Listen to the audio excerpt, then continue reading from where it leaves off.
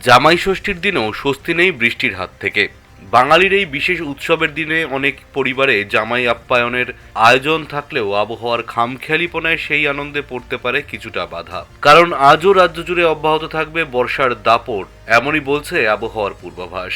হাওয়া অফিসের পূর্বাভাস বলছে আজও রাজ্যের জেলায় জেলায় রয়েছে বজ্র বিদ্যুৎ সহ ভারী থেকে অতি ভারী বৃষ্টিপাতের সম্ভাবনা। সঙ্গী হবে ঝোড়ো হাওয়া। ইতিমধ্যেই একাধিক জেলাতে জারি করা হয়েছে ঝড় বৃষ্টির সতর্কতাও। তবে আবহাওয়া দফতর সূত্রে পাওয়া এই পূর্বাভাস অনুযায়ী আজ সন্ধ্যা থেকে রাতের মধ্যে রাজ্যের কোন কোন জেলাগুলিতে রয়েছে তুমুল ঝড় বৃষ্টির সম্ভাবনা, আগামী 24 ঘন্টা কেমন থাকবে গোটা রাজ্যের আবহাওয়া, এই বিষয় নিয়ে কি বলেছে আবহাওয়া দপ্তর জানবেন বিস্তারিত ভিডিওতে। তাই অবশ্যই ভিডিওটি শেষ পর্যন্ত দেখবেন এবং আপনি আপনার জেলার নাম ভিডিওর কমেন্ট বক্সে কমেন্ট করে আমাদের জানিয়ে দেবেন।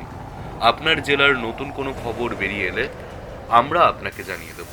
একটা ছোট্ট অনুরোধ আপনার কাছে, ভিডিওটিতে একটি লাইক করবেন এবং আপনি এই চ্যানেলটিতে নতুন হলে চ্যানেলটিকে সাবস্ক্রাইব করে পাশের বেল বাটনটি বাজিয়ে দেবেন পরবর্তী খবরগুলো সবার আগে দেখার জন্য। আজ সন্ধ্যা থেকে রাতের মধ্যে বজ্রবিদ্যুৎ সহ হালকা থেকে মাঝারি বৃষ্টির সম্ভাবনা রয়েছে রাজ্যের একাধিক জেলাতে। বিশেষ করে হুগলি, দক্ষিণ 24 পরগনা, পূর্ব ও পশ্চিম মেদিনীপুর এবং পূর্ব বর্ধমান জেলার কিছু এলাকায় ভারী বৃষ্টি হতে পারে। কলকাতা সহ পার্শ্ববর্তী জেলাগুলিতে বজ্র বিদ্যুৎ সহ বৃষ্টির পাশাপাশি ঘন্টায় 40 থেকে 50 কিলোমিটার গতিবেগে দমকা হাওয়া বইতে পারে।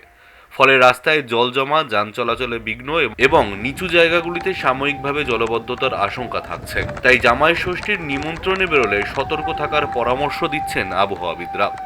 অন্যদিকে উত্তরবঙ্গে বৃষ্টির দাপট আরও বেশি থাকবে। দার্জিলিং, কালিম্পং এবং কোচবিহার জেলায় ভারী বৃষ্টির সতর্কতা জারি করা হয়েছে। পাহাড়ি এলাকায় ভূমিধসের আশঙ্কাও রয়েছে। পাশাপাশি বজ্রপাত ও ঝোড়ো হওয়ার সম্ভাবনা থাকায় সাধারণ মানুষকে সতর্ক থাকার আবেদন জানানো হয়েছে। আবহাওয়া দফতর সূত্রে খবর, আগামী কয়েকদিনেও রাজ্যে বর্ষার সক্রিয়তা বজায় থাকবে।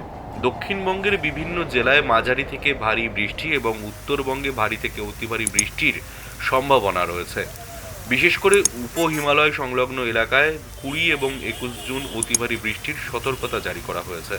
মৌসুমী বায়ু সক্রিয় থাকায় রাজ্যের বিভিন্ন প্রান্তে আগামী কয়েকদিনও বৃষ্টির সম্ভাবনা রয়েছে।